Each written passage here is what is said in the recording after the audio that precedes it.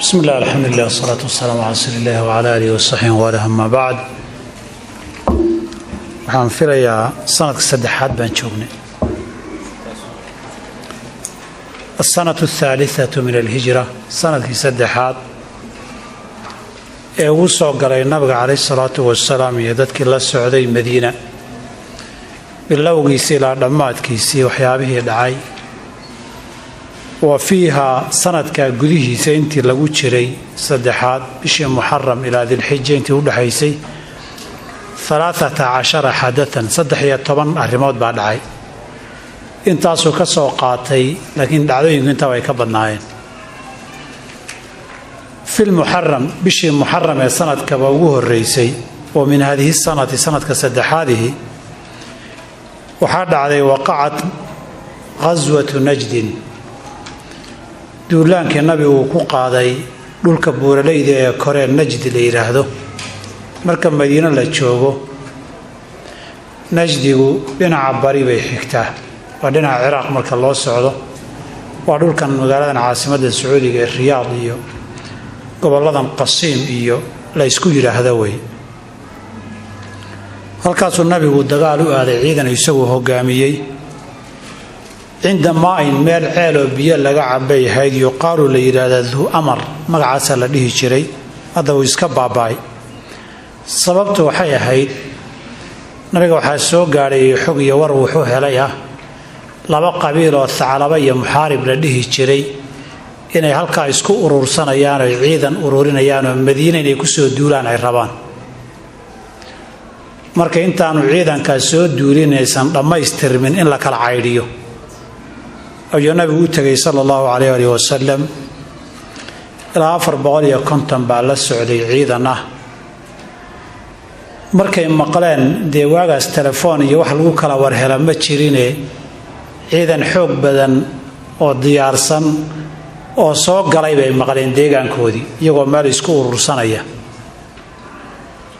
ولا كلا عرري مركي نيولي بقى نفورد بيكو من تابع كدعday nin buura u carara nin tawagar raaca nin xoolihiisii xariisi carruurtii baa la qaxay qax badan baa ku dhacay nabigu calayhi salaatu wasalaam markuu Madiina ka baxayayna wuxuu reebay Uthman ibn Affan oo yiri maamulka magaalada adaasi hayn adaan ku ogaayay magaalada oo banaan oo cidna kala dambeeyay maamul lahayn nabigu kama tagi jiray sallallahu alayhi wasallam markuu baxayo cid buu madax uga dhigi jiray dadka ka haraya markay kala carareen wax dagaalana ma dhicin abaabulkii iyo ciidankii la urursanayay iyo Madiina aan soo bilaqaysan oo soo boobnadiina halkaas ay ku dhamaatay marar badan buu nabigu u bixi jiray sallallahu alayhi wasallam laba wa fi rabiic awwal bishii muharram haday dhamaato safar dheer baa la galay bishii safar waa la iska nastay bishii rabiic awwal bishii mawlid oo min hadii sana marka la gaaray baa qutila la dilay Ka'b ibn al-Ashraf اليهودي بأمر رسول الله صلى الله عليه وسلم نبغى أمر كبحيين لدينا نكاس نكان يوحوا أن يهودا أصل كيسون عرب كسوتشي لكن دينها يهودا رجعوا ضياشة لقدام بيا مع القبائل نضوها ننقبايا وافتحنا نوها وحكش قين يي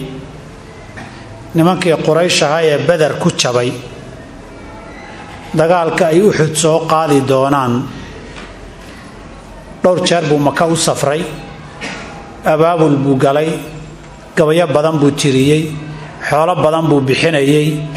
Madiina iyo agagaarkeedu ciidan ku diyaarinayay qolada markay yimaadaan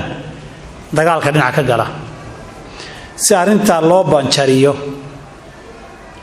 isagii xubin madaxa ka ahaa abaabulayay ayaa nabigu wuxuu yiri man li Ka'b ibn al-Ashraf yaa loo diraa Ka'b nin la yiraahdo Muhammad ibn Maslama gacanta taago yiri aniga rasuulka Ilaahay aniga ana wax ka qabanay ninku waa nin meel weyn degan darbiye waaweyn baa ku wareegsan ciidamo waardiya u jooga waa la ilaaliyaa guriyihiisa uu ku jirana de albaab kastaba furayaal buu leeyahay saa in loo tago tisel isaga dhici karo dhuumaala looguma dhici kara waqtigaana de guriga wax lagu xiro qarxiyo ma jiro ninka gacan in loola tago way inaad gacan ula tegayso derbi weyn ka sokeeyo waardi ka sokeeyo gurigiisa markuu gala 4-5 albaab sii xidhanaya dee markaa u tagtay waardigii iyo dadkii waa lasoo wada kici dee waa gacan isula tag way adag tahay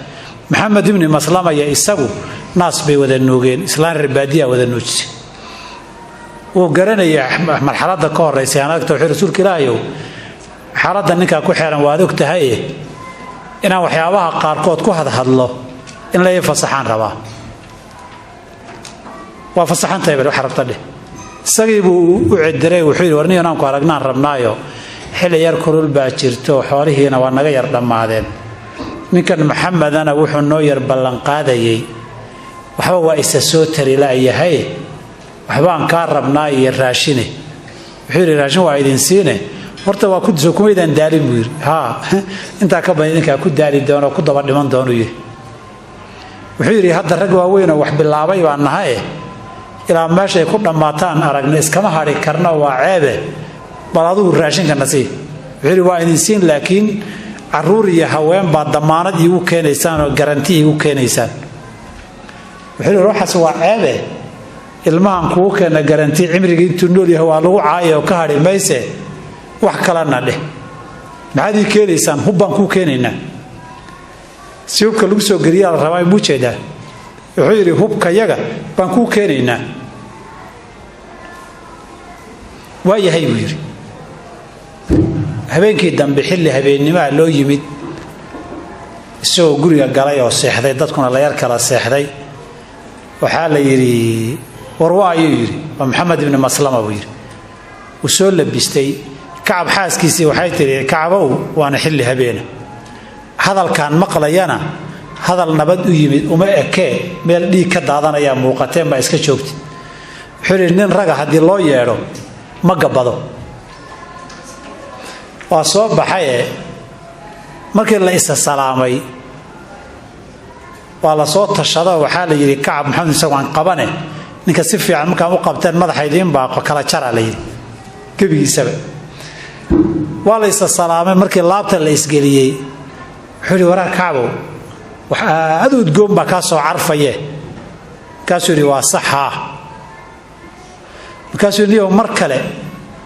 aan sanka ka buuxsado wax kaa soo carfaya si kale ku heli maayo haye buu yidhi si fiican buu u qabtay marka qoortuu geliye dhab siiyeyba war haye buu yidhi sagaf waa la kala jaray ninkii waa la iska tegay ninkii saasuu ku dhintay xilli uu faantamayo bay sidaa ku dhacday abaabulkii gudaha iyo wuxuu wadoo dhanna waa kala fakaday rag badanoo wax wadayna nin walba waa cabsado wuxuu yidhi adigana halkuu kacab maray baad mari laba qofna isma weydiinin dadun calacalacalay meelaha maahane wa fii rabiici alawal isla bisha aydan mawliid min hadii sana ka mida buu caqada guursaday cuhmaan ibnu cafaan calaa ummi kalhuumin binti rasuuli sal slam markay ruqyo ka dhimatay walaasheedoo nabigu dhala ummu kalhuumaa la siiyey waa meesha asalka xiskiisanku dadku hadday isku wanaagsanaadaan oo ninka gabadhi ka dhimata gabarh kale in la siiya halkaasay ka soo jeedaa dhaqan soomaali keliya maaha xiskiisan baa loo siiyey bacda wafaati ukhtihaa ruqiya walaasheed ruqiya markay dhimatay kadib wa banaa bihaa wuxuuna la aqalgalay oo xilliga way kala dambeeyeen meherka iyo aqalgalkuye fii jumaada alaakhira bishii jumaada alaakhira ahayd hadda rabiic alawal baa lagu jiraa rabiic athaani baa ka soo wareegtay bil kadibna waa dhistay wa fii rabiici alaakhir bishii rabiic alaakhir ee mawlid ka dambaysay oo min hadii sanadka sanadka kamida bay waqacad dhacday ghazwat al-furc meesha la yiraahdo oo min baxraan deegaanka baxraan la yiraahdo kamida wuxuu saa u leeyahay saddex meelood oo furc la yiraahdo jasiirada ku taala tani waxa weeyaan buri aaga baxraan la yiraahdo midda ku taala labadii kala maaha iyadu taqriiban magaalada madiina ee xagga maka ka soo jirta 160 kilomitir qiyaastii dhul jira way haddana jidka maka iyo madiina markaad marayso waadi al-furc ay ku qoran tahay tabeelooyinka waa arkaysaa nabiga sallallahu alayhi wasallam ilaa 300 ciidan uu watay markuu meesha soo aadayay reer bani sulaym qola la yiraahdo oo iyagana is uruursibay wadaan la yiri ayuu nabigu soo aaday war bay heleen in lagu soo dhow yahay lagu soo maqan yahay duurkay u carareen wax dagaal ma dhicin nabiguna waa iska laabtay sallallahu alayhi wa sallam wa fi jumada al-akhirah jumada al-ula baa la nastay jumada al-akhirah ka dambeysay min hadii sanati kamida bay kaanad ahayd sariyatu zayd ibn haritha ila al-qarada meesha ila loo diray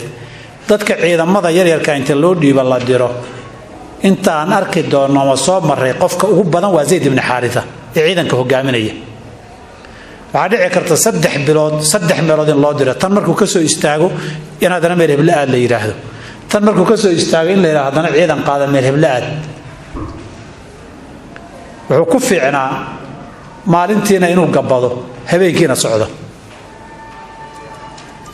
qaabka dagaalka fudud ee ku dhufo ka dhaqaaqda ama kadis ku qabadu ku fiicnaa فغنموا waxay soo qaniimeyseen soo helan ciiran gel iyo wamaalan xooro li quraysh ay lahayd sababteeduna waxay ahayd safar reer Makka oo dhinacii Shaam ka timid oo duqi Abu Sufyaan uu hogaaminayo oo xoolo badan wadata oo waliba fidlo badan oo ninkii Safaan ibn Umayya Umayr soo diri jiray uu leeyahay ku jirto baa nabigu warkeeda helay xogteeda helay xogtii markuu helay ciidan fudud iyagu aad uma hubaysnaa ma badnaa si fudud ku dhaqaaqa si fududna meel walba ku gaari kara baa la diray zayd ibn haritha la diray xaqii buu tagay markay meeshii tageen way carareen xoolihiina waa laga cararay waxay qabteen nin Furaat ibn Hayyan la yiraahdo wuxuu yiri ma garanayo meel ay jiraan waxoogay 3 xulood baa lagu dhuftay in Abu Sufyaan soo dirsado yiri Maxamed iyo dadkiisii wax meelaha maraya iga soo indhay oo jaajuus yahay uu sheegay wuxuu yiri waalidin tusi meesha joogaane ballan ay qaadaan inaad nabad gelinaysaan waa ballan bal lagu nabad gelinaya waa uu kaxeeyay nimankii uu sahanka ugu maqnaa isagoo ciida watu soo geliyay fikir baa la kala siiyay xoolihii baa la soo daldashay wixii xoolo nool iyo lacag iyo hanti la watay ilaan Quraysh waa dadkii xoolaha muslimiintii soo qaxay xoolahooda iyada haysata Soomaha waxooga istahay laga soo helayo halkaas laga soo noqday wa fi Shacbaan min hadii sana markay ahayd ba tazawaja rasuulku guursay sallallahu alayhi wasallam Hafsa bint Umar radiyallahu anha wa ardaaha ummul mu'minin Hafsa oo Umar dhalay wa fi Ramadan min hadii sana bishii xigta Ramadan ba tazawaja guursay rasuulku sallallahu alayhi wasallam Zainab bint Khuzaym oo qof weyn ahayd ummul masaakiin baa la dhihi jiray masaakiintii aad u qoodin jirtay gabigeeda ba 3 bilood bay xilliga kadib noolay wayna geeriyootay Allah naxariisto qaarna waxay u badan waxay gaarsiiyaan 8 bilood bay sii noolay 2 bilood bay noolay 3 bilood baa loo badan yahay marka 2 biloodna qaar bay qaarna 8 bilood bay yiraahdeen adu wax sanad ka yar ama bilo gudahoodaba daajasheedii baa timid oo way dhimatay mu'min radiyallahu anha wardaa وفي رمضان من هذه السنة بشهر رمضان وإسلا سنة كيا يا ولد الحسن بن علي رضي الله عنه أبو حسن للشيء وفاطمة بنت رسول الله علي بن أبي طالب أي صدلين وفي شوال من هذه السنة وقعت عضي غزوة أحد دقالك أحد المسلمين تقلب كبضا وسوقاري نمانكي بدر لله مدة سنة بيديار قروا عيدا كتشرين iyo urursi iyo sahay urursi iyo hogayo baay iyo baadtaan saarsan waayo dadka yagii badar lagu laayay duulaankii ay xud ku soo duuleen ee hadaan Madiina tagtaan shuhadadii Uhud meeshii ku aasan yahay magaalada bartankeeda buurta dhinaceeda aagga lagu dagaalamay ilaa hadda astaamihii way muuqdaan oo way ku yaalaan muslimiinta dib badan baa soo gaaray Hamza ibn Abdul Muttalib maalinka la jiri doono weeye nabiga maalinka wajiga laga dakhray weeye nabiga ilig baa laga jabiyay dib badan baa muslimiinta soo gaaray ciidamo uu difaac gadaal u dhigay oo difaac intay dhahan muslimiinta adkaaday ee xoolaha dadka la booba ka soo tagay baa sababtay oo qisada wixii taariikhda badan ee taqaanaan way xanuunka badan laakiin carabi warka waxay u qaadatay mar hadii Uhud muslimiinta dib badan iyo dagaal baa lagu soo qaaday rag badanna dhinteen rag badanna dhaawacmeen inay jilceen muslimiintu waxa ka dambeyn doona dagaal yar yar oo qabaa'ilkii baadiyaha badano qolo walba ay leedahay war kuwii way jabeen aan timirta soo biliqaysan ay leedahay fara badan marka yar xoog leedahay guulaha dhowr gaadhana waa laga yar cabsan markii wuxuu dhowr dagaalaad ku jabtana nin walba ku daliilaysan oo xulay wallahi kan waa jilcay anna dabada ka sii haraati dagaal badan baa dhici doona ka dambeeya وفي اليوم التالي مالكي كحيغي لغزوة أحد كحيغي خرج المسلمون وحي بحان لغزوة حمراء الأسد حمراء الأسد وعمال المدينة كير بحسن لماكي قريشها مر الله علي مركي أي ضغالكي كرق الدومين بيدقين حمراء الأسد مالي يرادو هبينكي مركي اللبريي نبي وروحوه هلايا أنا قريش تشطي تري ورنمانكي قعان أدقنا وان قارسيني mana aynan soo gabagabaynin way rafaadsan yihiinoo meyd la aaso iyo dhaawac la daweeyay ku jiraanoo tabar badan ma hayaane intaynu ku rogaal celinno aan guryahooda ugu tagna nimanka taa markuu nabigu maqlay yuu yiri waan ka daba tagaynaa nimankii dadkii shalay dagaalka galay qof aan ahayn ma raaci karo qolo munaafiqiin oo dhaxda ka noqotay baa la iska reebayo laga yaabana inta ciidan ku dhaxga badaan haduu ciidanka hadan inay kala jabiyaan oo niyad jabiyaan ciidan buu urursaday nin baa soo maray islaamay laakiin quraysh ay islaamkiisu ogeyn wuxuu yiri waa ikane maxaan qaban karaa wuxuu yiri adiga nabigu islaamkaaga lama ogee intaad ka daba tagto si cabsi iyo khalkhal ku si abuurayaga nimankaasun intaad sii cabsiin kartay quraysh niyad jabin kartay si niyad jabi adiga kaliya dagaal waxaan oo qaban baysi ninka waa iska socday qoladii oo meel fadhida oo tashanayso qaarna leeyihiin wareer gacan saraan lahayne dagaalku waa dagaal oo guusha hadaan noqon in la naga helaa laga yaabaa ee guusha aan la galbano iyo war maya nimanka aan soo raacin haweenkii carruurta soo kaxaysan buu ninkan oo socda ku baxay in oday oo la yaqaanana waa ahaa inuu islaamayna ma yoga waxa la wareeyay waran ka waran Madiina wuxuu nimayo arrintaasna isku haynaay warnimayo guul baad joogtaane iska guuro iska noqdo yiri maxaa dhacay maxamed intii ka hadheen dagaalka gelina way caraysnaayeen intii kalena waxay isku dhaarsadeen ama dhimasho ama guul wayba soo socdaanba idinku noqoshad ka hadlaysaane waaba kuwa u malayn maayo hadda intaan fadhino inay nagu qabtaan dagaalka laga yaabaa iyagoo isa soo dhaarsaday nimankii shalay saad weydeen u dagaalamay waxun baa si ka noqday iyagoo is dhaarsado dhimasho u soo diyaarado duub cas qabay soo socdaan hadalkii uu inta intuu yiri wuxuu yiri aniga igu soo gaari maayo meeshade safar baana oo ciidankiina lama socone ani halka dagaalkii u qabsan maayo taladaydii wataas yiri ma salaama usoo dhaqaaqay qoladii lahayd guul baan joognaa iska galbanna xoog badatay marka ciidankii waa rartay nabiga xamraa ul asad buu yimid way maqleen way hubsadeen inuu soo socdo ciidan soo wato markay sii aadeen waa sii carreen kaliya ujeedadu dagaal looma soconin muslimiinta inayna soo noqon baa la rabay inay soo noqdaan baa laga baqay kadib wuxuu yiri wa fi hadhihi sanati isla sanadkaas yutazawaja guursaday rasuulka sallallahu alayhi wasallam bi Zaynab binti Jahsh buu guursaday bi amr radiyallahu anha bi amri Allah tabaaraka wa ta'ala سورة الأحزاب تلا وشاقي وي فلما قضى زيد منها وطرا زوجناكها لكي لا يكون على المؤمنين حرج في أزواج أدعيائهم إذا قضوا منهن وطرا وكان أمر الله مفعولا وفي صبيحة عرس زينب صبحي والنبي الله أقل قال أروسك زينب وكوها نزلت سودكتي آية الحجاب كهر حجاب كواجب معهين ما ننكاسي آية الحجاب أي سودكتي وفي هذه السنة إسلا سنة كاسو نزل السودة تحريم الخمر خمر حرام تنميتي قدام بي سورة المائدة فاجتنبوه لعلكم تفلحون سنة كاسو يعني خمر الحرام تنميتي انت هورا ان يرير مركي هورا وحال يري تتخذون منه سكرا ورزقا حسنا وأما اندوري ومفعنا عبتانا سحوغي كنا فيستان ومروقدي والولكي والباركس كنا فيستان نوايه مركي الله بعدنا وحال يري يسألونك عن الخمر والميسر قل فيهما إثم كبير ومنافع للناس وإثمهما أكبر من نفعهما وحنا ويكفى إذا أمدتكم لبنا وإلى لكن لبك ذاك أبدا مرت صدحات بطلاب الله سوق هذا لا يا أيها الذين آمنوا لا تقربوا الصلاة وأنتم سكارى حتى تعلموا ما تقولون لي صلاة مركي سود وجينا ودواننا يشتي صلاة ويسسارين duhur haddaad tukatay casarkiina soo dhow yahay ha cabbi weeye salaadaa soo dhowe casarkii haddaad cabtay maqhribkii waa soo dhow yahay ha cabbi weeye maqhribkii baa dhowe maqhribkii haddaad cabtay cishihii waa kan maxaa la soo reebay cishaha kadib ilaa salaada subax waqti dheer baa ku jira salaada subax iyo duhurkana waqti dheer baa ku jira intii badnayd waqtiga waa la soo joojiyey waa lala yar qabsaday in muddo laga go waagi hore sida shaaha loo cabi jiray Soomaali shaaha jooji dhiiri ahayn markii dambana fajtanibuhu balidi inma al-khamru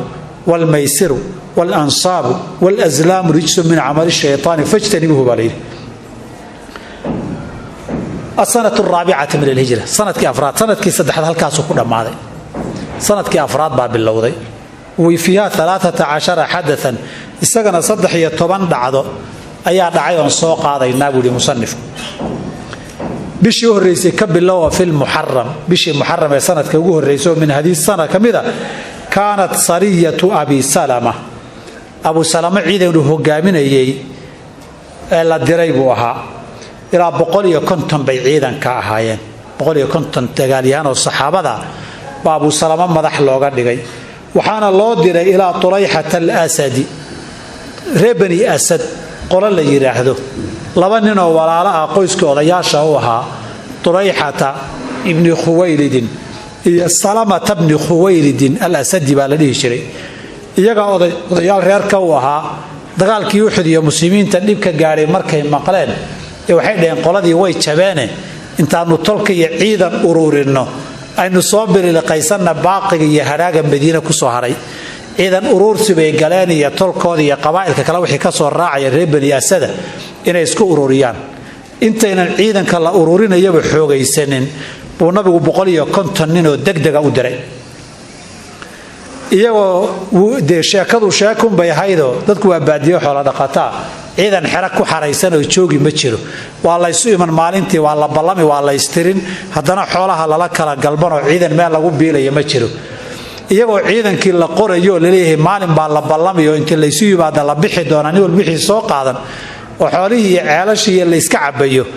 baa ciidan 150 oo degdeg dul degay oo dagaal ku soo tala galo hubaysano dhimasho diyaaro firxad baa la kala firxaday deen durka loo kala cararay markii duurka loo kala cararay xoolab faqaniima xoolo badan buu ka soo helay wa asara maxabisna waa ka soo qabtay firxadkii wixii meelaha laga helayna gacanta lagu soo dhigay markii uu soo helayna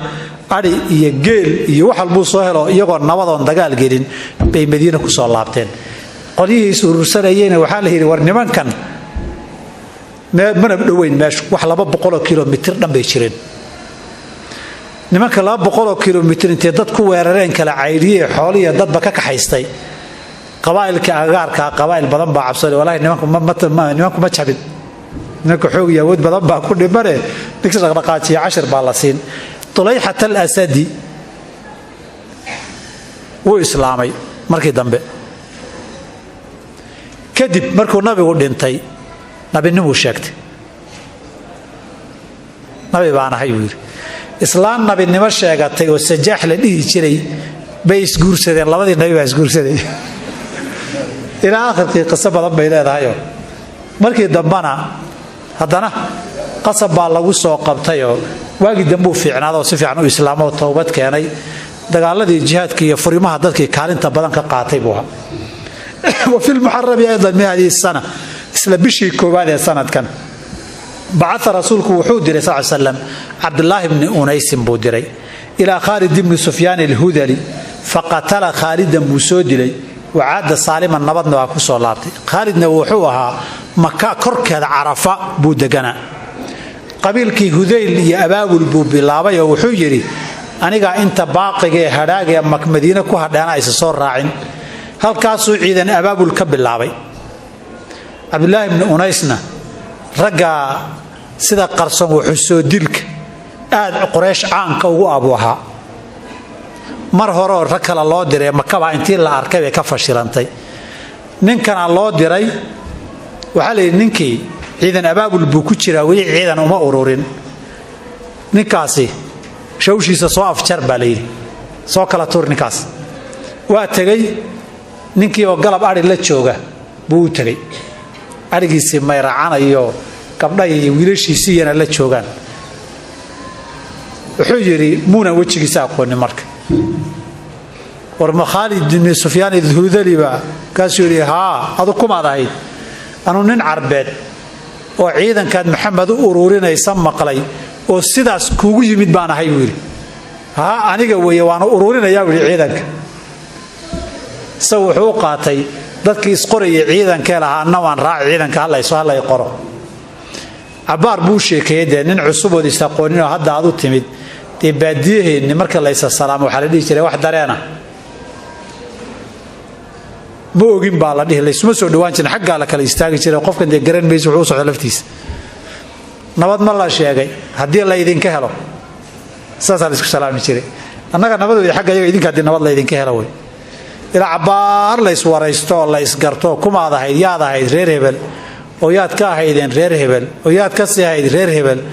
oo ina ayaa tahay dadku waa la siiqeeyna waa tirsanaay aabaha iyo reerkiina ila la garto dadku hoos la isugu soo dhawaan maayo wagaade safiyo tooriya la isku dilayay xabada duurka inta lagu galo raganimadii geesinimadii way dhimatay mugta ninun baaba intuu guryaha gadaashooti iyo magaalada dhinaca kale iska istaago buu dadkeena ka dhigay isoo wax bilaadiisa arkay ba jirin waga ma ahaan jirin de toori gacan lagu wato iska kay celi bay ahaan jirtay wagaasay geesinimadii iyo raganimadu ay lahayd hada laakiin Ali baa laga sheegaa markii uu reesay xabad dhacdo waqtigii Ali bay ahayd beeradaan markaas wuxuu yiri hadda geesinimo baabaaday geesiya ragga fooda gelin bay ahayd nin feel fog joogo qac intuu wax ka siiyay wax dilay fuliga xataa waa sameyn karaa laakiin waxaan aragnay fuliga laftiisa waa heerar iyo level waan xabad baridi karin maartay markuu bahasha qabayna baa afka ka dhig xabad dhaxday moodi marka ninkii wuxuu yiri halka ururinaysi ciidankaasaan maqlay arinta darteed baa kugu yimid waa yahay wiil soo dhaw abaar baa la biyo cabayo waa la sheekaystayo markuu xoogay is halmaamay is dhigtay ninkan inuu ka cabsanayaba iska halmaamay buu qabtay oo qalaf intuu kala gooyo iska noqday habeen buu sii guurayay habeen buu soconay وفي سفر لما وقتها وكان دين سو sheegayo way jabeen qoladiyo nin walba ciidan ururso wax soo bilay qaysuule afarta gees waa 10 in la wada siiya marka ninkii isdaqaajiye waxbaan ururin yiraahday gurigiisa ugu tagaynaa in la yiraahdo way وفي سفر من هذه السنه bay كانت هي سريه الرجيع وفي سفر ايضا من هذه السنه كانت سريه بئر معونه laba dhacdo xanuun badan bay haayeen laba dhacdo muslimiinta dib badan soo gaarayna way ahaayeen qaliyada sariyatu rajiic qoladii uu Khalid ibn Sufyaan al-Hudali ka dhashay bay ahaayeen qoys kaas hoosoo la yiraahdo bani al-Hiyan bay ahaayeen laakiin waa laga goyn doonaa qoladaasi dad nabigu uu diray calayhi salaatu wasalaam oo ilaa 7 ahaa oo meel loo diray bay ka war heleen ciidan ilaa 100 ay u diyaarsadeen jidkay u galeen way u kaadiyeen ilaa ay gudbeen hareeraha ka istaageen way la sugeen ilaa ay seexdeen habeenimo markay seexdeen bay afartan ka istaageen ragii inna waa laayeen laba nin oo maxaabiisana way qabteen labada nin oo maxaabiista la qabtay nin waxa ku jira la yiraahdo Khubayb ibn Adiy al-Ansari dagaalkii Badr ragii aad gacanta uga geystay buu kamid ahaa ee muslimiinta ahaa qoladii reer Makka maqlay qoliyo uu aabahood Badr ku dilay baa iibsaday Khubayb aabahood say ugu dilaan waa kadib qisada dheer ee ninka la dili doono marka la dilayay yiri waqti yar siiyaan laba ragcadood tukado ee tukaday yiri walastu bali xiina uqtalu musliman ala ay jammin kana lillahi masra'i wadhalika fi dhati lillahi wa yasha يبارك في أوصال الشلو الممزع هذا كان نكي يدوي النبي قعد بوحنا صدي صلى الله عليه وسلم رجعت رقالة هاي إلى تضبع بكتة ماشاس إسلا بشع بير معونة يدنا قال يرفع لي الذكوان لا يراهدو بعد تضبعات حفاظ القرآن الله تضبعات كولي بدي دجال يا رجال ما كمين الله يننه وحير رب المسلمين تنا وحكى الله يعني تيجي مادين بيراهدين هذا يا شادي nabi maxamed waan islaamnay wax quraanka nabaro diinta nabaraan u baahanahay qabiil weyn oo fara badanna waan nahay inaad rag badan ugu dartaan rabnaa rag quraan la dhihi jiray oo ilaa 7 abuu nabigu raaciyay sallallahu alayhi wasallam markay reerahoodii tageen bay raggii wada xidhxidheen oo laayeen racli dakwaan waqtu nabigu muddu qunuudayo habaarayay iyagana aakhirkii waa laga goyn doonaa aakhirkii iyagana way iman doontaayo dakana kugu maqan waay marka waxa la iswada leeyahay nin walow qoladan gacan ku yeela baabiintooda anigu waa kaanta gacanta ka geystay markii khayraadka Madiina la qaybsan doono وفي هذه السنة إسلا سنة كاسي كانت هي سرية عمرو بن أمية الضمري لقتل أبي سفيان مكة الله دري نكاس أبو سفيان بانين صادري مركي هوري أبو سفيان نبو صادري النبي قال له صلى الله عليه وسلم سودي البكوجري نكي والله قبطي كدبنا وإسلامي النبي قال شيء يقول أبو سفيان باكو صادر صايا صايا محمد سودي الكوجري سو معها سيدي نيكي هوري عمير بن وهب الجمحي اسنا waa islaamay marka Abu Sufyan in la cabsiya la rabo la tusaadi qof la isu soo dirayo si qarsoon la isu dilayo idil baa lagu sameyn karaa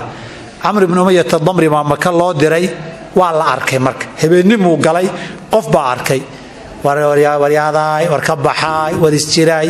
war Amr ibn Umayyah aan arkay oo rag baa maqan caawe nin walaw isilaali nin baa dhawaaqay oo qayli kadib uu iska soo laabtay قريش وقالت إن أبو سفيان لو سعودوا للربي انقلف لغاسيو دينكم هذا رك بربنين صادرتان وحسود الدهدان أنا قوا صادري كراي مقته قفي بعد ممنوع كته وفي ربيع الأول من هذه السنة بشي مولد مركز لجاري غدرت وحابلنك كبحي يهود بني النضير قال كانوا قعوا كوي بلنك تشبيه واحد ليه كون وبلنك بيكبحين فحاصرهم النبي صلى الله عليه وسلم نبي حريرها كيستاغي ثم اجلاهم عن المدينه مكرري هشيفكي وحا كميدها اي كل ودا دغانا وحي مقه ان لا قاران ان لا اسلا بخيو عمرو بن اميه الضمري اي نو سو مرني ايا لبا نين ديلي لبا نين oo qoyskoodu ragii dhacdooyinkan hore sameeyay ay yihiin isagoo dhacdadii xanuunkeedii maqalo ciil hayo وعريسان ومدينة أسوة الصعدة بولمانين وعامري ربني عامر لي يراهدو ورير كودون الدكان بدن وقبي بين أحد كجهر يمادين ومدينة كجمد استقام موجين المدينة مركز يمادين نبي قال نبت جريه أي الله سو جارين ونبت جريه سوسية صلى الله عليه وسلم استقام مال المدينة كركادو كجهر يمد ووريستي وقلا دينا يجيم بوجادي هشيس كين نبت جريه للسيانة موجا wuxuu hoosta ka go'aansaday nimankii muslimiinta qabay maanta gacan kugu jiraan uu isu yardaadiyay ma yagana deewaan niman nabad la soo siiyo dareen ma qabaan markay is dhigteen buu labadiiba madaxa gooyay qalaf waa ka dulbooday labadiiba nabigu markuu yimid buu wuxuu warniyo khalad baa samaysay nimankana nabadgeliye siiyay magtoodan bixinaya reebani nadiir buu yimid nabigu wuxuu yiri magtaasa la igu yeeshay إن هذا لب حسان هشيس كيرسو هبان إنك ربا مرحبا بيلا وان كل بحنا إن سود وقريب وجوجلين ويفريسيين وان تشان إناي وهي عم بحين كرنية وان سوق يبصان إناي هل كان نقصو بيدهن بركة بيلوين بلا يكون مقيهن أنت تشدان بيدهن وريا محمد وهذه يبايلها مانتا وكلهلي ميني هدو قريب كوتشراي ما يقولي جودة لما فريسينه جيد هوستي بلا فريسي هل كادر بين دحوين انت الله فلنا ما ضحى بشقان كاسين دهن ان ماشي بكدل ما انتم بينو هذا عيدن موتو لبا نين با لا سوcoتا war maanta aan ka fara qabsanay dhehen baalkan baladana isnaafino isagu say arkayeen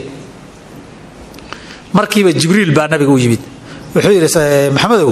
nimankan saasay ku tashanayaan iyagoo tashigii ku maqan nabigu ragii saxaabada ee la joogay uma sheegin si aan bixitaankiisa loo dareemin iyagoo fadhiyo wax yar buu yiri iridu ka baxay xogay markuu maqnaa ay saxaabadii waayeen bay soo baxeen war nabiga yaa arkay madiina masjidka agtiisu sii socday baa leeyahay tag gurigiisii buu gaadhay saxaabadii waa la soo diday maxaa dhacay baa leeyahay saasa dhacday buu nimankan magaalada wada deganaan meen markii uu ciidan abaabulay afartan dhinac ku istaagay arna heshiis baan magaan wada bixinaan idin ku yimid magtiina waxaad ugu maqantiin soo tashigeed inay dishaa baad u maqantiin soo ma ballan bay kama xidhno innahum qawmul la aymaana lahum way wax ballan ayuud kama xirata waligeed waa sidaas هذا صوميدا مقل أوصل على قوله الشيء فلسطينيين هشيس بالله قالي وحبك كم صعد صوميدا عرق ولقيت يهود بالله هشيس مالها هشيس كي الله قالوا وينكم مقيهين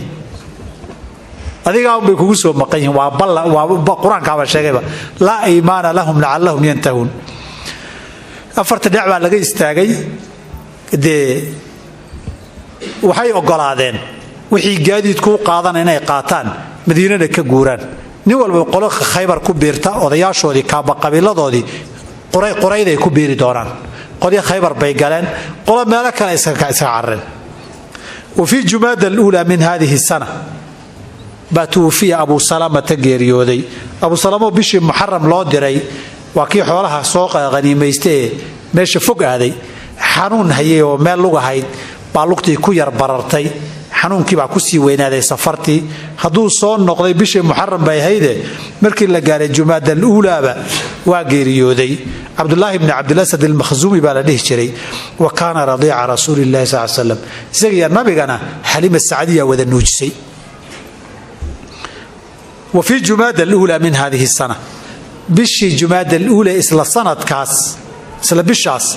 بو ما تجيريودي عبد الله بن عثمان بن عفان رضي الله عنها يعني من رقية بنت رسول الله ويل كاسو عثمان رقية ولا شيء بايس نحل جيريودي وهو ابن 6 سنين لحشر بونها مركا وجيريودي وفي شعبان مركا لسو جارو من هذه السنة سنة كأفراد بي وقعت عدي غزوة بدر الآخرة دولانكي بدرتي لابات مالكي أحد مركا سيدا عدي وابو سفيان فرين سو فري دغالكي حمراء الاسد inay istaagi waayeen ay carareen iyo فرين soo faray hadda waanu tagnaye waa inoo goobtii badareed waagi naga adkaan jirteen iyo bisha Shacbaan bay inoo tahay halkaan isugu nimaadna soo diyaar garoob waana la gaadayaan la isdii intaas waxay cararkan ceebta lagu qarinaya waqtigii baa la gaaray xilli ajar kulul abaarna way ahayd Abu Sufyaan iyo odayaashii Quraysh way ka cagajiideen inay meeshii soo aadaan in la yiraahdo ballantii way cabsadeen way iman waayeen way ku cuslaatay oo caab bay ka baqeen nin bay u yeereen la yiraahdo Nu'aym ibn Mas'ud baada Nu'aymow idinka iyo Maxamed colaad idinka ma dhaxayso arintaas aana jirta niyow xoolana qaado Madiina aad Maxamed iyo u tag cabsi iyo khalkhal ku beer yeenan imanin meeshii hadday yimaadaan intii weyna ceeb nugu tahay iyaga ceebtu har raacdo way iman waayeen hal la yiraahdee orodoo khalkhal iyo dacaayad iyo khawf iyo cabsi ku beer waayahay buuraanad googta xoolaa la siiyay uu soo baxay مدينة يمد قريش وإنتاسو كنا وإنتا يسوء رصتي قبيل هبل الله السعودة قبيل هبل الله السعودة كان الله السعودة بايش يكب الله مي وحيس كب الله صدين هداتيجي ويدان إنا نيدين سوء عادين ورنما يسجد شوجا نفتينها هلاجينا هل كاسو دلدري وكالقرآن كسو دقيه يجري إن الناس قد جمعوا لكم فاخشوهم فزادهم إيمانا وقالوا حسبنا الله ونعم الوكيل وركبح بين هذا المشي نبي المسلمينتي ويصابحين دغالكي bay soo aadeen nabigu 1500 oo ciidan u wati maalinkaas qurayshna 2000 ilaa 3000 bay diyaarsatay markii soo bixitaankii la gaaray ayna hubsadeen nabigu meeshii inuu yimid mayna soo bixin mayna iman dagaalkii Abu Sufyaan baa khudbeeyo wuxuu yiri nimayahow safartu way dheertahay xilliguna waa xilli kulayl oo abaara ciidanka halka marayana xilli caleentana geedaha uu ka cuni karo biyahana uu ka cabi kara meel kasta bay dhulkan oo manaha baynu dagaalka safarta dheer ku gali karnaa hadda waxba tagi mayno xilliga roobku iloodo dhulkuna qoyo dhirtuna caleen bixiso biyuhuna meel walba ay fadhiyaan markaasaynu guryahooda ugu tagaynaa tii waynu baajinaynaa waayahay hal mar kale leeyahay nafta ka soo booday ragiyo saasay ku baaqdeen nabigu meeshii muddu joogay hareeruhu ciidan u kala diray maka hareeraheedu ciidan mariyay waxa la yiri waka waan ima weydeen fulayo waxba aan taqabanay maxaad u lahaydeen qabaa'il yar yaraayo maka hareeraheeda aha oo xoogay ka soo yeedhaysayna waa la soo yar edbiyey kadib waa iska soo noqday nabigu sallallahu alayhi wasallam وفي شعبان أيضا إسلا بشا من هذه السنة باولد الحسين بن علي رضي الله عنها من فاطمة بنت رسول الله صلى الله عليه وسلم وفي شوال بشي شوال مركز لقاري ومن هذه السنة وتزوج رسولك قرسدي أم سلامة بنت أبي أمية وأبو سلامة كجريودي وفي هذه السنة وأمر رسولك أمر صلى الله عليه وسلم زيد بن ثابت بوحو أمري أن يتعلم إنه برته كتاب يهود لقد يهودي يسوي قرآن أفكاري قرآن يخرس بينه صبرته وحجري wixii afka yahuuda ku qoran nimanka yahuud baa ay akhriyo iyo turjuma kuma aamini kare adigu nin dhalinyaro fahmo badan baa tahay ii soo baraafkooda fata'allamahu wa bartay fi 15 yawman shaytaanad bulqadi ku bartay marka dawladdu waa dad iyadoo ay ku kalsoon tahay oo luqadihii yaqaan qora akhriyana waxa la soo qoray inay yeelato waay hadii aad ninkaadis hayseen ii akhri maxaa la yiri aad dhahdo صاروا كل ميما nimankan ma aamini kare saasoo nabigu wuxuu bilaabay marka inay isku filaansho ka gaaraan xagga luqada oo luqad walba dad yaqaan oo qoro oo akhriyo yeeshaan وفي هذه السنة كان يرجم رسول الله dhagax ku diray sallam al-yahuudiyya wal-yahuudiyyah sharci islaamku in lagu xukumaa la isku ogaaye iyagoo hore u soo guursaday isreysteen markaas ay yiraahdeen baa nabiga loo keenay maxay ka soo dooneen iyaga yiri odayaashoodu diintoodii ay bedeleen waxay dheen maxamed baa laga yaabaa dambigiisa inaan saaraqiil kalena noo hele inoo geeye ayar dhagaxa la idinku dilayaa baa leeyahay diinta iyadu ma qabtay yiraahdeen khulfatu bi kitaabikum fatu bit tawraati baa leeyahay kana markay keeneen ee la akhrinayay meeshay ku qoreen mid baa laba farood saaray waa laga booday marka akhriska Abdullah ibn Salam baa joogay doo qosay wuxuu faraha ka qaad halkaas ku qoran tahay falaa waxa u saartay halkaad farta ku hayso gacanta saartay ku qorantahay hadii laga qaaday ba aayadii oo dhalaalaysa ku taal nabigu wuxuu yiri toodii iyo taaniba waa isku xukume hal la dilo markii dhagaxa lagu dilayay ninkii oo dhagaxa isaga dhigay islaamta isku gabinayaan garanaynaa bay dheen saxaabadu as-sanatu al-khamisatu lil-hijra sanadkii shanaad baynu soo galay afar baa dhamaatay oo fiiha 14 hadathan afar toban dhacdo ayaa dhacday buliyadana sanadka shanaad fi rabi' al-awwal bishi muharram ya safar waxba ma jirin buu wixii jiray xukumuna soo qaadeen oo ka qaadanin nabigu oo min hadii sanad bishi mawlid markii la gaaray gaza rasuulku duulaan buu hogaamiyay sallallahu alayhi wa sallam wuxuu ku duulay dawmatul jandal ma la yiraahdo dawmatul jandal dhinaca Makka maaha waa xuduudda jasiiradda carabtu ay Iraq la wadaagto 600 kilomitir bay Madiina u jirtaa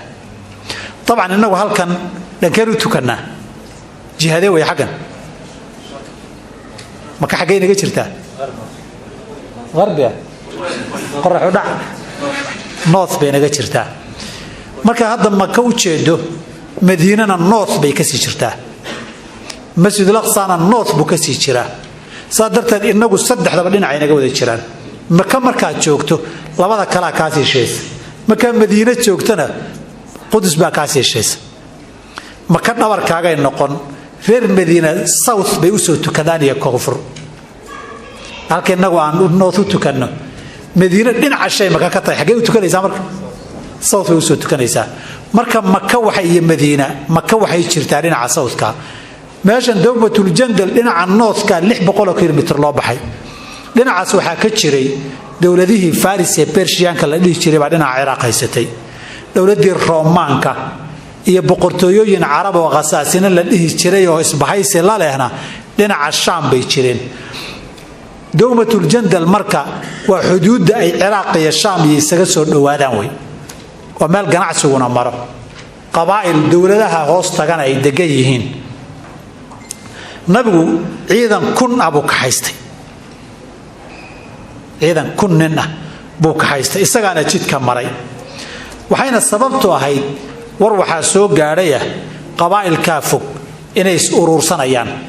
oo ciidamo la abaabulayo oo la leeyahay Madiina iyo inta ku xeeran ee qabaa'ilkan heshiiska la galay aan soo qardadamsano aan soo cagta soo marina leeyahay marka si qabaa'ilkii soo koodhan cidii nabiga la heshiisay isagana dugsanaysa inuu difaaci karo uu tuso oo uu cadeeyo inuu difaaci karo iyo meel fog halkaaba haddii uu cidii isku urursatay kala caydhinayo qolyaha sogsoke intii dhadhoweyd horta way cabsadeen markaas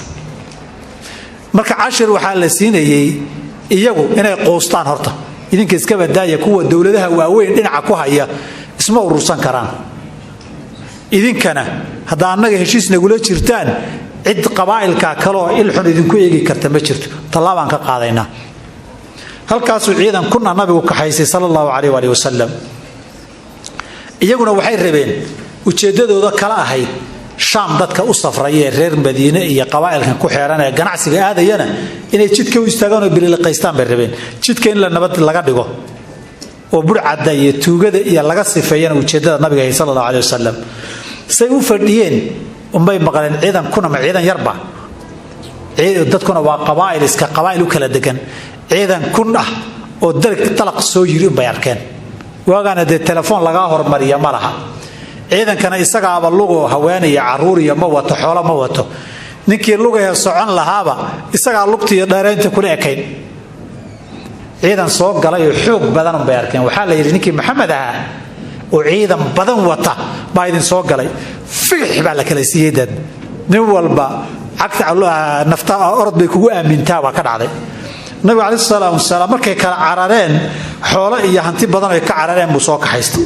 uu iska soo noqday dhaxda markuu soo marayo boqol reer fasaare la yiraahdo niman dhib badan oo dagaal badan aha odaygooduna Uyayna ibn Hisn oo ahaa oo fatxu Makka kadib islaami doona buu soo maray heshiis buu la soo galay isaguna xilli yar kulul baa lagu jiray heshiiskii waxa kamid ahaa reer fasaare geeroodu inuu Madiina agaarkeeda daaqi karoon la taabanaynin dhulkan daaqsintii dhulkan ka yar daaq fiicnaa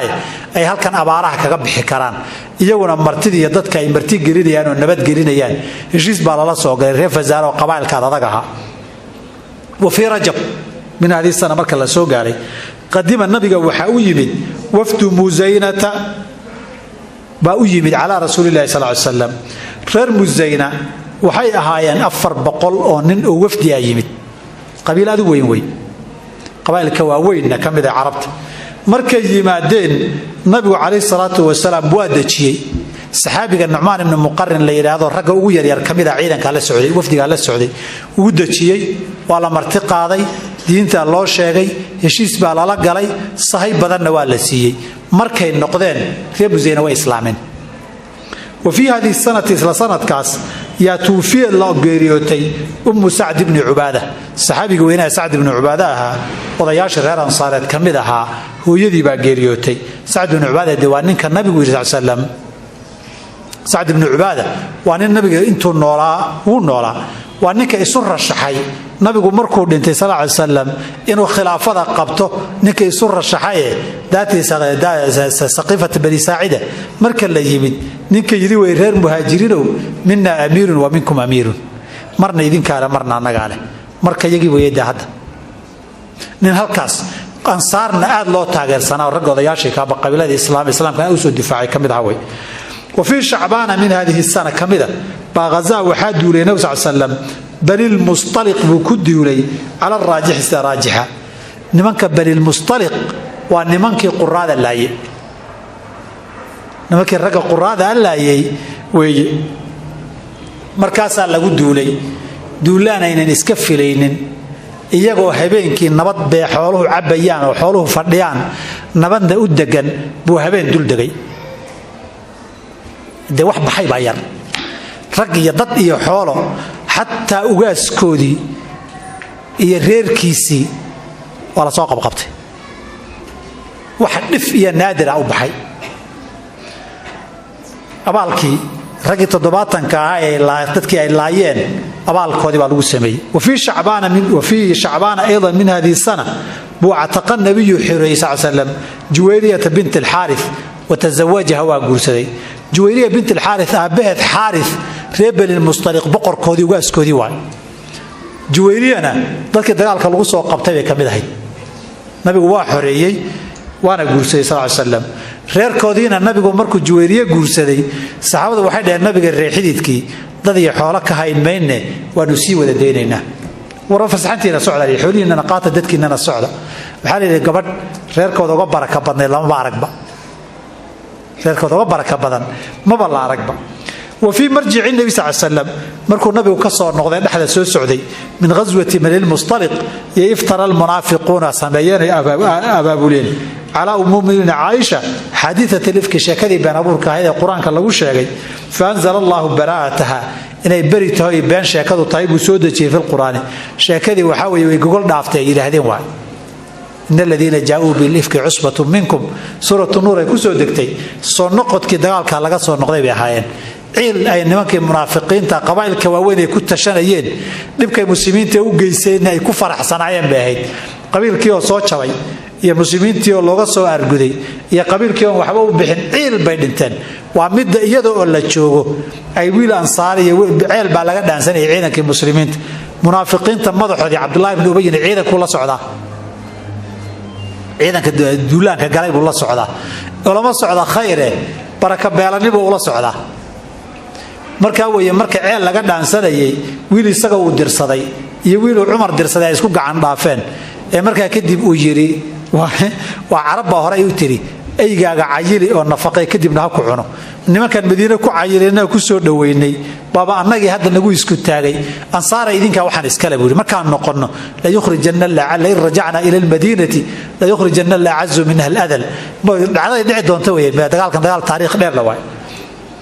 وفي شوال من هذه السنة بشا مركز لقاري بي وقعت دعضي غزوة الأحزاب اسبهيسي فردهم الله ألا علي يقولوا كلها بي خاصئين إياه كسوفهم قبيون باشا وكلا كل من اسبهيسي وينا يدغال كي وينا قدام بي مسلمين تلقوا سوق قاضي بها قريش باسو أباب الشيء يهود بأباب الشيء قبائل بدن بأباب لي أباب الكي اسبهيسي إلى سدومية قبيل أيسكو أباهيستين هو وين جزيرة دوها نبي قال لقوسو دولي مدينة لقوسو دولي بالبالا كردجنا وحلي قال النبي يا عرب وحين نقول شرين وسمية مدينة ديال دور مالون بالغسو جري كري مال ربري قريدات دجنا دفاع مذا يسمى لقوه شيء سهل كان الله صادعين مالنا مسجد كاكتي سو جبل الصرع اللي يراهدو هذا مسجد النبوي كاكتي سو قبل هذا markii north loo jeedo south maaha markaad south u jeedo dhinacaaga midig xagee noqone galbeedka noqon Soomaa Jabal Sar'a wuxuu ku yaalaa marka wuxuu ku yaalaa south west masaajidka ka yaalaa south west ka yaalaa masaajidka uu muuqdaade oo waagi hore meesha basaska masaajidka u socday iyo kuwa kale iyo istaagi jireen laga degi jiray laba buurood baa say isugu soo dhawaada halkii uu nabigu god weyn ka qoday muddo dheer la qodayay maalmaha qaar kood kurbadii qabatay duhur wuu halmaamay oo casar wuu halmaamay oo maghrib wuu halmaamay oo cisha wuu halmaamay salaada cisha markii la joogo godka la qoday iyo hawsha lagu jiray iyo xasuustay inaan duhurna la tukan casarna la tukan maghribna la tukan cisha la tukan مشغول كلا قلي قاعد بدن يا مشغول بدن بال قارن قريها يكون اسكو روريان هوينكي قريها waa lagu aamini waay iyadoo xaaladdu halka marayso ya walay nimankii reer Qurayda aha ballankii way ka baxeen haweenkii iyo caruurtii inay gadaal ka weeraraan oo dhabar jabiyaan bay rabaan nabigu 2 saacad buu diray Sa'd ibn Mu'adh iyo Sa'd ibn Ubaada wuxuu yiri nimankii u taga soo hubsada warkan la sheegayo hadday jirto inay ballantii ka baxeen dadku hadal aynan fahmaynin oo ciidanka niyad jabinin igu sheega way tageen baba la soo caayayba war ballantii maad ka baxdeen war soo dhax tuuray iyaga laftoodii nabiga markay u soo baxeen waxay rasuulka Allahu akbar bay yiraahdeen oo gartay marka ballantii la jabiyay marka way marka haweenkii iyo caruurtii intii guryaha laga soo raray oo meel gaar ah lagu ururiyay ciidankii qaar la qaado waardiyeey la yiri Quraysh waa la hortaagan yahay nimankii heshiiskan ku wada jiray meesha wada deganeen way nimanka laga waardiyeeyay laakiin marba isku soo banaanaan doonaade aduu muddo bil markay joogeen dagaalkii ay rabeenna waxay la kulmeen god weyn faras kama boodi karo laguma mari karo ciidanku haday mar dhahaanna si adag bay kaga baxayaan kii soo baxana xagga shaa seefa lagala taagan yahay kii soo qabqabsado qabac waaga hore carabta waxaa la samayn jiray dagaalada dhaqanku wuxuu ahaa labada ciidan intayna foodi isdarin rag baa isu soo bixi jiro halkaa dhaxda isku dagaali jiray qoladii ninkooda la dilana waxay qaadan jireen in dagaalka laga gacan sarrayn doono waa maalinka cali iyo marxab ilyahuudi ay isu soo baxeen ee marxab uu dhihi doono yaa xasuusta gabay buu tiriyey qaybta dambaan idiin sheegi qaybta dambe hore ku dara waa qaybta labaad waxay shaaki silaaxi batlu mujarabu idil xuruubu aqbalat talahmin dagaalyahan ahaa cali baa isna u soo baxo yiri dhalinyaro ahaa aniga adiga way ana alladhi sammatni ummi haydara kalayti alghabati karihi almanzara ila aakhirka gabaygii isna uu tiriyey abbaar markii la iscayrsanayay ee la isla wareegaysanayay ee la isla wareegaystay buu si u yar gabaday marxab qalaf qoorta la jaray beesha la isuba turayo halkaas marxab ku dhamaaday adoo muslimiintu dagaal badan ma dhicin isturtuurka maahane ilaahay dabayl buu ku soo daayay riixan wa junuudan lam tarawha baa lagu sii daayay dabayl baa dhacday dabayshu dabkii bay damisay teendhooyinkii bay fujisay qabowna way wadataa saxaabada laftooda dabaysha way haysaa markaasuu nabigu wuxuu yidhi waryaada yaa intuu tago nimankii xaaladooda dhex galo inoo soo ogaada waxay ku tashanayaan waa la isnabay nin walba wuxuu leeyahay cabsina way tahay dabayl iyo dhaxna waa dhacaysaa mar labaad buu nabigu ku celiyey wax aniga dhahaa la waayey wuxuu yidhi xudayfa fadhimaya markaas waa soo kacay wuxuu nabigu waxaan ku sigtay buu yidhi ani tegi maayo inaan dhaho adigu tagiyo uu dhex galayoo dab la kulaaxaya buu soo isna waa mugdi damna dee meesha markaad soo fadhiisato xilli colaad baa lagu jiraaye qof walba qofka agtiisa waa inuu iska hubsadaa war kumaad ahayd la yiraahdaa intaan isagii la weydiinay haddii lagu weydiiyey yaad sheegani ragga meesha fadhiya ma ogide isagaa yidhi waraa waa kumaad ahayd adu kumaad ahayd isagaa ninka wax iska baadhaya noqday fallaadhiisiina hoostu ku wataa abu sufyaan oo ciidanka hogaaminayaba halkan agtiisa dabka kulaaxayo caloosh iyo gollanku bannaan yahay nabiguna wuxuu ku yidhi soo dhege soo ogow wax tallaaba ama samayn kartid wuxuu yidhi hadal maxaan fallaadhi baan laacay buu yidhi kan dhinaca kale uga dusi kaas hadalkii nabiga xasuusta waxaan yidhi waxba ha samayn waa kii lagu yidhi soo dhege iyagoo tashanaya war meesha ma deganaan karnee nin baa ka dhex shaqeeyey nin odayga soo islaamay oo yidhan ogeyn baa ka dhex shaqeeyey yuhuudiyo horta qora carab buu isku diray nimankii yuhuuddi u tegay qaraabana way ahaayeen bal warran bay dhaheen wuxuu dagaalku horfadhiguna waa dheeraaday nimankii carab ahaana inay iska noqdaan bay ka tashanayaan hadday iska noqdaanna idinka iyo maxamed waa laydin kala tegi haddii laydin kala tagana gacan bir ah laydinku qaban marka ballantiin inaad jebisaan baad rabtaan ood ku dhawaaqdaan nimankan quraysha waxaad ku dhahdaan carab waxaad ku dhahdaan niman yahow raggiinna ilaa 50-60 nin annaga ha na soo geliyo haddaad dagaalka nooga baxdaan iyagaan damaanadu haysanaynaa waxay dhahan wallahi tala fiican wey si nimankii dagaal ku galaan buu haddii kale dagaal iska noqdaan maxaad baa idinka damaanadiina wallahi tala fiican wey xaggu ka baxay oo kuwii kale u tagayo oo waran baa la yiri nimaha war baan idin hayaa nimankii yuhuudaha ballantii ay ka baxeen way ka shalaayeen maxamed bay la xiriireen waxay dhaheen 70 reer quraysh iyo caraba baan ku soo gacan gelinaynaa annaga nacafiisna uu ka aqbalay marka berri waxay rabaan idin la yimaadaan 60 ama 70 loo dhiibanin waxay rabaan maxamed inay u gooyaan gowraco ka yeelina aniga idiga meedaan maqal hay ceebayneen nimayo warkaasan soo maqlay waayahay wallahi ragaad bal waan arkayna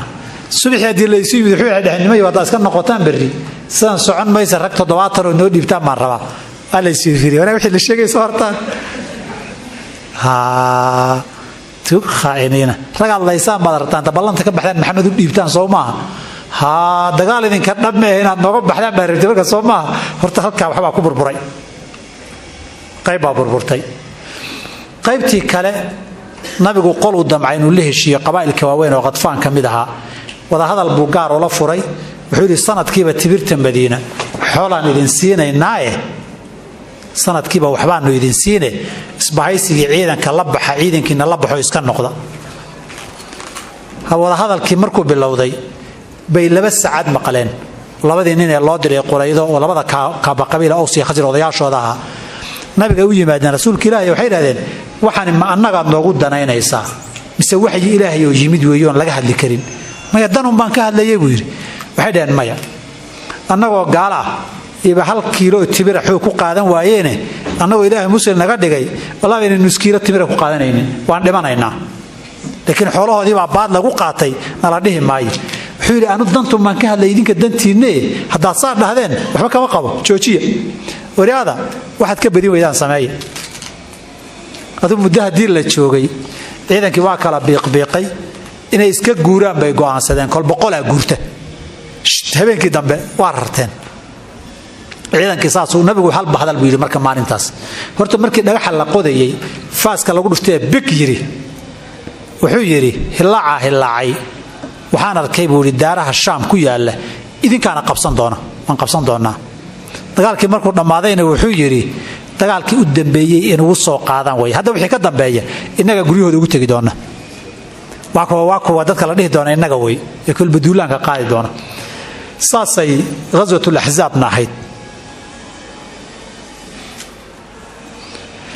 وفي ذي القعدة بشي ذي القعدة مركي اللي تشوغو من هذه السنة سنة كشنادة بي وقعت عضي غزوة بني قريظة بني قريظة اللي قدولي والنالو وحي هلال جزاء خيانتهم العظمى خيانة ذي ويدي سميانا ولا قبل مري مركي قريظة كلا قدومين اي فوقادين قريها انت لغوصة النقضي رقو الديفي الدقاء البضان وبالآفرين وفيس لغو تشريه لصون نقضي قريها السال لو يمد بقى ciidankii la qabqabaysanayaba jibriil oo socda yimid nabi maxamed wuxuu yiri adiga ciidankaagi hubkii waa iska dhigteen oo dhar furashaad bilowdeen laakiin anagu malaa'igtii dagaalka ku jirtay hubkiina maanaan dhigin mana aan dhar iska furin wali dagaalkii baan ku jirnaa wuxuu yiri xagee reebani quraydu yiri tuugtii balanta ka baxday ee waxa ka shaqaysay tuugtaan laga shaqeeyay nabigu waa istaagay salaad duhur bay ahayd duhur xilli la tukaday la yusalliyanna ahadun minkum al-'asr illa fi bani qurayda salaada asr meel bani qurayda ka sokaysa laguma tukan karo asarna lagama gaaraba meesha fogaanshaheeda dadninkii mara dhigtay waa la isku boobay waa la dhaqaaqay qolana asarka dhaxdiisa sii tukaday oo nabigu degdegsadu munalaha bay dhaheen qolana qorraxda dhacday kadib baa qurayda la gaaro lagu tukaday Sa'd ibn Mu'adh qoyskooda qurayda isbahaysi waagi hore ahaan jireen Sa'd ibn Mu'adhna isturtuurkii ahzaab la isturtuurayay bi halka loo gadaashiisa xagasha la yiraahdo meel yar hal bowla falaari kaga dhacday marka waa dhaawac masaajidku nabigu dhigay wuxuu yiri meel iga fog hageynine halkan masaajidka agtayda teendha looga sameeyay dhaxdiisa isagoo dhaawaca oo dhiigiisa halkan aan kaga warqabiyo meel ii dhow baan rabaa ninka halkan ii deji yiri ninkii halkii baa la keenay nabiga ciidankiina qurayda laaday afarta dhinac baa laga istaagay maalmaal la dul fadhiyay ويسدح وريجين ما تشرتا ليري إن هذا سليبتان ينادي ويرر وحكة دحية لماركو وذو قليه ورب وذا دجنان ما إنه هذا مقته كون وحال ليري وذا نولان ما إنه هل كان كو وذا نولان ما إنه نبضنا كو كله تجي ما إنه سنما كي واحد وكش قيمتهن يا هوان كيجي عروض يدي أنك وارديني وإنه كلا بحينا qalbigoodun baargagax lagu tuuray maalmo kadib waxay dhaheen waan isdhiibaynaa laakiin Abu Lubaaba nin la yiraahdo oo qaraabo hoos ahaan jireen oo saxaabay dhahna loo soo diro waa loo diray waxay raayeen Abu Lubaaba haddaan isdhiibno maxaad u malayn nalagu sameey sir baa ka fakatay wax kala muunan sameeyne sidan uu yiri badaha la heeday gurigu yiri inta markuu yiri buu iskartay wax ka fakaday oo soo kacay nabiga kuma soo leexanin madiinu soo aaday masaajidku lugta iska xiray wuxuu yiri nabiga fura baahane aan furi maayo khalad baan sameeyey sir baan fakiyey khiyaanada muslimiintuna way wada garanayeen haddii nabiga go'aankiisa lagu daayo inuusan hal nin reebayn nimankan waxay ku talagaleen muslimiinta inaan mid ka hadhin markii dambe waxay yiraahdeen waan isdhiibaynaa laakiin nabiga maxamed xukunkiisa inuu na xukumo na go'aamiyo ma rabno yaad rabtaan sacd ibn mucaad baan rabnaa inuu na go'aamiyo ninkaas odayga oo khiyaar oo naxariis badan tol iyo xigtana aan ahaan jirnay ninkaasaan rabnaa nabigu wuxuu yidhi waxba kama qabo waa isdhiibeen hubkaa laga ururiyey raggii baa gaar loo fariisiiyey haweenkii carruurtiina gaar baa loo fariisiiyey wuxuu yidhi nabigu sacdii doona gaadiid baa la qaaday sacad baa la soo qaaday sacad ma socon karo markii la keenay ee la soo dejinayay soo gaaray nabigu markuu yiri weeyay quumuu ilaa sayidikum faanziluhu madani degi kara ma gaadiidkana waa la saaraya waa laga dejinaya lugta darteed istaagoo soo dejiye buuri waa la istaagay waa la soo dejiyey waa loo warramay waxaa la isaasaa dhacday nimankii waa kuwan waa maxaabiis hubkii waa laga qaaday gacantay ku jiraan waxay dhaheen wuxuu sacad go'aamiyo baan diyaar u nahay wax dheh wuxuu soo kuwan ma aha wala ninkay soo caayeen ugu intii soo hubsan la yiri labadii nin soo hubsan la yiri ninka odaygaasi ahaa way intii soo hubsan la yiri ay soo caayeen waay wuxuu soo iyaga ma aha wuxuu yiri hooyadeenin ma dhalin hadday maanta ay naxariis qabato wuxuu rasuulka ilaahay aanu waxaan go'aamiyay waxa la wixii rag ee qaan gaadha qoorta laga jaro wixii nin ee qaan gaadhay da'du dooni ba ahaadee marba haduu qaan gaadhay qoorta loo casay nabigu wuxuu yiri xukunkii Allah uu tala galay 7 sano korkooda ba ilaahay ku waafajiyay maxay yaaldi ragoodii oo dhowr boqol ah maalinkaas qoorta laga wada jaray 700 bay ahaayeen halkaas lagu laayay dhalinyarada yar yarka inuu qaan gaadhay aan la garanaynin rag wiilasha marada laga faydayay haday timo hoose ku yaalaan qoorta la jaray ayardaada ma naqaan laakiin dabadaadu qaan gaadh bay tusaysaa kan dhijirey raga daada garan mayn laakiin dabada waa marxaati ilaa qaan gaadhay ni weyn tahay bay marag iyo marxaati ka tahay qalaf waxa ugu yaabana qisada markaan akhriyo waxay ahaayeen nimankii odayaasha reer bani nadiir ahaa ee dagaalkan makana soo abaabulay nimankan ballanteeda ka baxaana ka shaqeeyay iyaga waagi ku biiray bani nadiir la raray oo safiya bint xuyay aabaheedu kamid ah xuyay ibn khatab oo diintana si fiican u yaqiinay nabi maxamedna garanay nabi inuu yahay laakiin ilaahi saaqa qadar ilaahi ku dhacay baaragi waa la laayay markii la soo qabtay isaga iyo nin salaam ibn mishkam la yiraahdo oo ilma adeer yihiin yaali salaamow away dahabkii aad kala guurteen bani nadiir ee qeyrayda la gasheen away uu dhamaado biil ku dhamaaday baa la yiri nabigu eray buu yiri waqtiguna waa gaaban yahay xooluhuna waa badnaayeen buu yiri ana xoolo inta ku dhamaan kara ma ahayn xoolaha rarateen xoolo inta ku dhamaan kara ma ahayn waa sidaas uu yiri zubayr wuxuu yiri zubayr ka sheegsi buu xoolihii meeshuu geeyay xoolihii meeshuu geeyay miya loo turi waa balalayn rabaa saddex markii lagu jiiday iyo wuxuu yiri nin aanu garan maaye ninka xuyay meel ku aasay laakiin godka halka ku yaala subax kasta xuyay ag wareegaysanayaan arki jiray meel halkaas meeshii waa la tagay dahabkii oo aasan baa loo tagay oo farfadhiya wala soo qaaday xuyay ibn khatab waxa la yiri haye cilmi dhageysta aniga dadaal iyo dagaal ma reebanin in la iga adkaana oo tan oo kale aan u dambayna waan ogaa dagaal ma yarayne ilaahay iyo diintiisa ninkii la dagaalama dulligaas u dambeeya haddana inaan ka noqdo diyaar uma ihi igu dila sida lagu dila kaf qorta la gooy halkaas ee quraydana sheekadoodii ku dhamaatay 10 bay noqotay qaynuqaac waa la raray nadiir waa la raray quraydana waka waa la gabagabeeyay xoolahoodii iyo dadkoodii yaraa haweenkii carruurtina waa la qaybsaday khaybar oo 170 kilomitir jirta baa yuhuud aaga ku hadhay kuwana mar baa lagu gacan la saari doonaa yuhuudi malaha wax kale انت وعدمين دونا إن شاء الله تعالى. طيب وفي ذي الحجة بشي قد بيسيد الحجة من هذه السنة كاملة باتوفي وحاج يريد سعد بن معاذ رضي الله عنه بشي كحي كتيبة يقول صلاة اللي قتشره بابوكتي دل عضي وديق بحي مرك مالها البولة أنا وكجري نبركو صحابتي waxay yiraahdeen anagu salaada ku jirre dhiiga qulqulay un baabana soo galayba hadii la soo didayna waa meed ninkaasi waa ninka nabigu yiri calayhi salaam la manadilu sa'd ibn mu'adh khayru min ad-dunya wa ma fiha jannada uu galaya maaha waxa la yiraahdaa tiishuga ama fasaleetiga wixii kan la isaga tirtiro ee sa'd ibn mu'adh jannada adduunyada dhan ka khayr badan